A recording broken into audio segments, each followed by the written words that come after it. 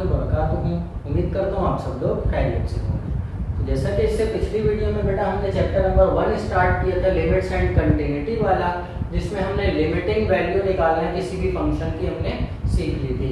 Limiting value निकालने के लिए जो थ्योरम था वो भी हमने इससे पिछली वीडियो में कर लिया था। अगर आपने मेरी वो वीडियो नहीं देखी है तो आपको डिस्क्रिप्शन में लिंक मिल जाएगा, आप वहां से जाकर देख सकते हैं। और अगर आप मेरे चैनल पर नहीं हो तो मेरे चैनल को सब्सक्राइब करना ना भूलिएगा।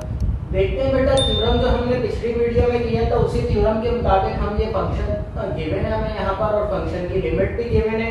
क्वेश्चन नंबर 13 जो कि हमने इससे पिछली वीडियो में कर लिया था, सेम एज इट इज वही काम क्वेश्चन नंबर 14 और 15 में भी हमने करना है। यहाँ पर अभी मैं करवाना स्टार्ट कर रहा हूँ।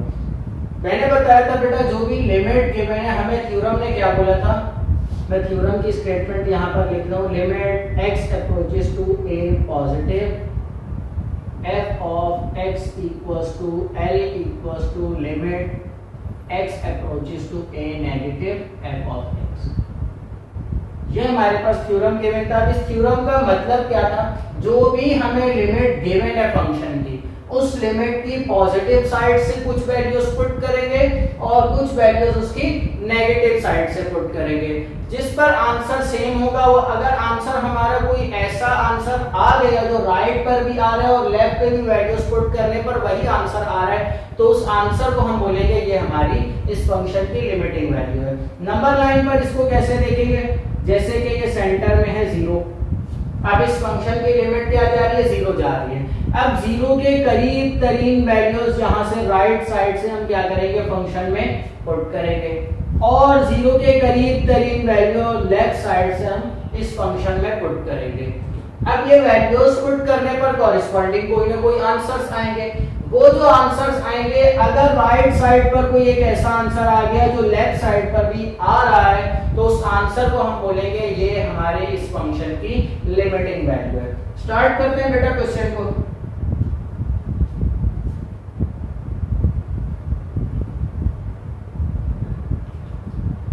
क्वेश्चन को बेटा हमने दो हिस्सों में तोड़ा था। पिछले वाले क्वेश्चन में भी मैंने बताया था आप दो हिस्सों में तोड़ लेंगे।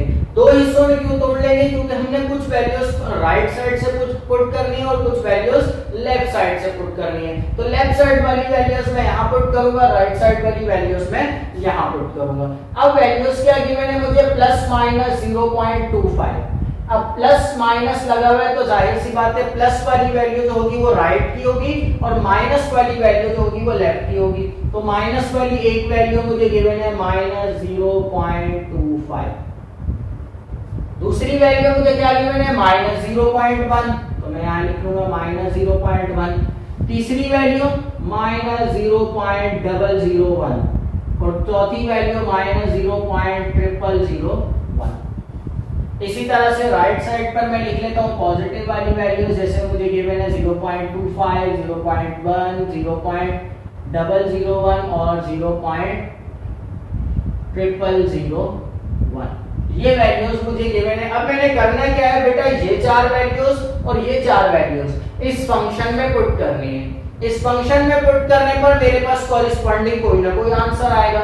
स्टार्ट करते हैं बेटा, पहले मैं नेगेटिव वाली वैल्यूज पुट कर रहा हूं, उसके बाद फिर मैं पॉजिटिव वाली वैल्यूज पुट करूंगा। तो नेगेटिव में पहली वैल्यू क्या है, माइनस 0.25। तो यहाँ देखिए क्या आ जाएगा, अंडर रूट में आ जाएगा माइनस 0.25 x की जगह पर, फिर आ जाएगा प्लस 1 माइनस 1 डिवाइडेड बाय नीचे भी आ जाएगा माइनस 0.25।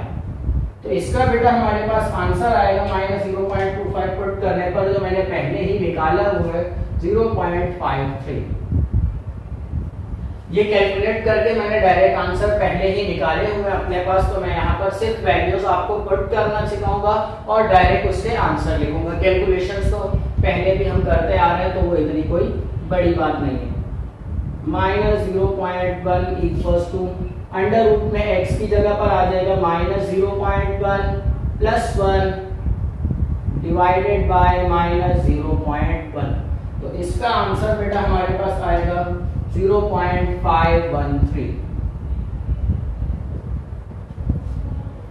तीसरी वैल्यू पुट कर लेंगे f ऑफ 0 माइनस 0.001। तो यहाँ आ जाएगा अंडर रूट में हमारे पास minus 0.001 plus 1 divided by, sorry यहाँ पर ये -1 मैंने नहीं लिखा, ये -1 डिवाइडेड बाय -0.001। तो इसका आंसर बेटा हमारे पास आएगा 0.50। इसी तरह से चौथी वैल्यू पुट कर लेते हैं -0.0001। तो यहाँ पर देखें क्या आ जाएगा, -0.0001 +1, रूट से बाहर -1 और डिवाइड में -0.0001। तो इसका आंसर बेटा हमारे पास आ जाएगा 0.50। इसका भी आंसर 0.50 ही आ जाएगा। दोनों सेम आंसर आ गए, कोई मसला नहीं है, सेम भी आ सकते हैं। अब बेटा यहाँ पे हमने लेफ्ट साइड से वैल्यूज पुट कर ली है, अब राइट वाली वैल्यूज पुट करने की बारी है। तो यहाँ पर पहले f of 0.25 पुट करेंगे, फिर f of 0.1 पुट करेंगे, फिर f of 0.001 पुट करेंगे और फिर f of 0.0001 पुट करेंगे। पुट आपने बिल्कुल सेम इसी तरीके से करना है। x की जगह पर वैल्यू पुट करेंगे, डिवाइड में x की जगह पर वैल्यू पुट करेंगे, कैलकुलेशंस करेंगे। तो जो आंसर आएगा मैं यहाँ पर डायरेक्ट आंसर ही लिख रहा हूँ, 0.25 का भी, 0.1 का भी, 0.001 और 0.001 का भी। इसका आंसर बेटा हमारे पास आएगा 0.472।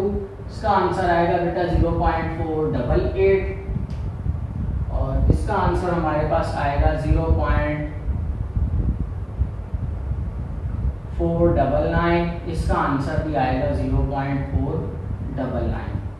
तो बेटा यहाँ से 4 वैल्यूज पुट करने पर और यहाँ से 4 वैल्यूज पुट करने पर हम देख रहे हैं हमारे पास कोई भी आंसर फिलहाल हमें सेम नजर नहीं आ रहा। पर बेटा अगर हम देखते हैं तो यहाँ पर बेटा 0.499 गिरे हैं। 499 का मतलब कि अगर इसमें 0.01 भी ऐड हो जाए तो ये क्या बन जाएगा, 0.50 बन जाएगा। तो मतलब ये बहुत करीब तरीन वैल्यू है 0.5 की। तो अगर ये 0.001 के बाद हमें 0.001 के बाद एक 0 और लगा कर दिया जाता, हम वो वैल्यू पुट करते तो हमारे पास आंसर 0.50 ही आ जाता। वो आप चेक भी कर सकते हैं। तो बेटा हमारे पास यहाँ पर भी 0.50 आ रहा है और अगर इसको भी राउंड ऑफ करें तो हमारे पास आंसर 0.50 ही बन जाएगा। या इससे एक अगली वैल्यू पुट करें तो 0.50 आंसर आ जाएगा। तो बेटा इस फंक्शन की लिमिटिंग वैल्यू हमारे पास क्या आ जाएगी, लिमिटिंग वैल्यू इक्वल्स टू 0.50। ये हमारा आंसर आ जाएगा। तो बेटा मैं फिर से बता दूं, यहाँ पर हमारे पास आंसर क्या था, 0.50 था, यहाँ पर 0.499 था। वैसे राउंड ऑफ करके 0.488 को भी हम 0.50 ले सकते हैं, पर फिर हमें यहाँ पर भी करना पड़ता और यहाँ पर भी करना पड़ता, तो हमारा ये सारे कॉन्सेप्ट का फायदा नहीं होता ये करने का। तो राउंड ऑफ बेटा इस वैल्यू को मैं इसलिए कर रहा हूँ क्योंकि ये बहुत ज्यादा करीब वैल्यू है, सिर्फ और सिर्फ 0.01 का फर्क आ रहा है, इसमें 0.001 का फर्क आ रहा है। अगर मैं वो डाल दूं तो यहाँ पर ये वैल्यू जो है 0.50 बन जाएगी। तो इसलिए मैंने क्या किया, बहुत छोटा सा मामूली सा फर्क था, तो इस वजह से इसको मैंने 0.50 कंसीडर कर लिया, क्योंकि मुझे सवाल में आगे 5वीं वैल्यू गिवन नहीं थी। अगर मुझे 5वीं वैल्यू सवाल में गिवन होती तो ये ऑब्वियस सी बात थी, 5वीं वैल्यू पर आंसर जो है हमारा वही आता, क्योंकि आप देख रहे हैं पहली वैल्यू पर देखे आंसर छोटा था, फिर बड़ा हुआ, फिर उससे बड़ा, फिर उससे बड़ा और फिर आहिस्ता आहिस्ता आगे और बढ़ रहा था आंसर, तो वो 0.50 आ जाता है किसी एक पॉइंट पर जाकर। पर हमारे पास यहाँ पर अब और वैल्यूज नहीं थी, तो इसलिए हमने यहाँ पर पुट नहीं की। तो ये बेटा क्वेश्चन नंबर 14 का पार्ट ए था। पार्ट बी कर लेते हैं, वो भी सेम एज इट इज इसी तरह से ही होगा।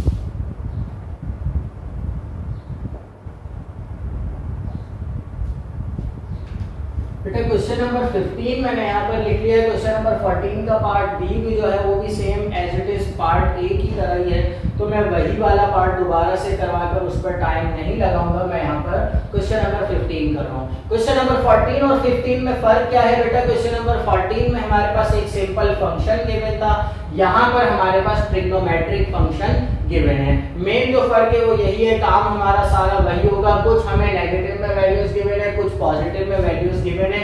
दो हिस्सों में क्वेश्चन को तोड़ेंगे हम। यहाँ पर इस तरफ को हम नेगेटिव वाली वैल्यूज मतलब कि -0.25, -0.1, -0.001 और -0.001 पुट करेंगे। और इस साइड पर पॉजिटिव वैल्यूज मतलब कि 0.25, 0.1, 0.001 और 0.001, ये चार वैल्यूज हम राइट साइड पर पुट करेंगे। वैल्यूज पुट कर लिए बेटा हमने। यहाँ से लेफ्ट साइड वाली वैल्यूज -0.25 और -0.1 और इसी तरह से -0.001 और -0.001, ये चार वैल्यूज बेटा पुट करनी है। जैसा कि मैंने पिछले क्वेश्चन में बताया, जो वैल्यूज पुट करके मैंने डायरेक्ट आंसर निकाले हुए हैं, तो मैं यहाँ पर डायरेक्ट आंसर लिख रहा हूँ। फंक्शन में वैल्यूज पुट करना कोई बड़ी बात नहीं है। सिंपल x की जगह पर आप ये वाली वैल्यू उठाकर रखेंगे और डिवाइड में भी x की जगह पर ये वाली वैल्यू उठाकर रखेंगे। साइंटिफिक कैलकुलेटर की मदद से आप डायरेक्ट आंसर इसका निकाल सकते हैं। तो -0.25 पर हमारा आंसर आएगा 2.726, 0.1 पर आएगा 2.955 और यहाँ पर आएगा 2.999 और इस पर आंसर आएगा हमारे पास 2.9995। ये नेगेटिव वाली वैल्यूज के बेटा मैंने आंसर्स निकाल लिए हैं। यहाँ पर अब पॉजिटिव वाली वैल्यूज भी देख लेते हैं, कोई आंसर सेम आ रहा है या नहीं आ रहा। तो f of 0.1, फिर f of 0.001 और f of 0.001। डायरेक्ट मैं आंसर लिख रहा हूँ बेटा 2.726 और 2.95, 2.99 और 2.9995। तो बेटा यहाँ पर अगर हम देखते हैं तो हमारे पास सारे आंसर्स ही बेटा सेम आ रहे हैं। तो अब हम कौन सी वैल्यू लें? बेटा हम वो वैल्यू लेंगे जो हमारी मतलब के किसी एक नंबर के करीब तरीन जा रही हो। जैसे पिछले वाले क्वेश्चन में मैंने बताया 0.4999 को मैंने राउंड ऑफ करके 0.5 कर लिया था। इसी तरह से बेटा ये देखिए, अगर 2.99995 जो है ये बिल्कुल 3 के करीब तरीन वैल्यू है, तो हमारी लिमिटिंग वैल्यू मतलब कि एक आ जाएगी, 3 आ जाएगी। इसको अगर करीब तरीन कंसिडर करके हम राउंड ऑफ करेंगे तो हमारी लिमिटिंग वैल्यू इस फंक्शन की हम क्या लेंगे? यहाँ पर लिमिटिंग वैल्यू इस फंक्शन की हमारे पास आएगी 2.9995। बेटा ट्रिग्नोमेट्रिक फंक्शन है, आपको पता है पॉजिटिव में और नेगेटिव की वैल्यूज जो भी हम पुट करेंगे हमारे आंसर अक्सर सेम आते हैं। तो इस वजह से यहाँ पर हमारे देखिए चारों आंसर्स ही सेम आ रहे हैं, पर हमने कोई एक लिमिटिंग वैल्यू बतानी है। तो इस वजह से हमने वो वाली लिमिटिंग वैल्यू कंसिडर की जो किसी एक होल नंबर के करीब तरीन वैल्यू थी। ये 2.9995 3 के करीब तरीन वैल्यू थी, इसलिए हमने इसको लिमिटिंग वैल्यू कंसिडर कर लिया। तो यहाँ पर बेटा क्वेश्चन नंबर 15 भी हमने कर लिया है लिमिटिंग वैल्यू। उम्मीद करता हूँ आपको फंक्शन की लिमिटिंग वैल्यू निकालना आ गई होगी। नेक्स्ट जो हमारी एक्सरसाइज है, एक्सरसाइज 1.2, उसमें बेटा हमने सीखना है जो किसी भी फंक्शन की लिमिट एग्जिस्ट कर रही है या नहीं कर रही।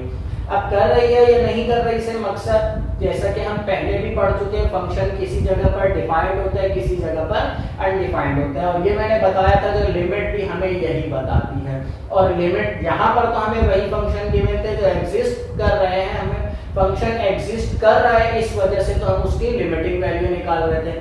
अब हमने क्या करना है, हमें कोई फंक्शन गिवन होगा, फंक्शन के साथ लिमिट गिवन होगी, हमें ये चेक करना होगा जो वो लिमिट एग्जिस्ट कर रही है या नहीं कर रही है, उस वैल्यू के ऊपर वो फंक्शन जो है अनडिफाइंड तो नहीं है। मेन जो हमारा काम होगा नेक्स्ट एक्सरसाइज में वो ये होगा। तो इंशाल्लाह बेटा नेक्स्ट वीडियो में दोबारा से मिलते हैं। उम्मीद करता हूँ आज जो समझाया वो समझ आ गया होगा। अल्लाह हाफिज़।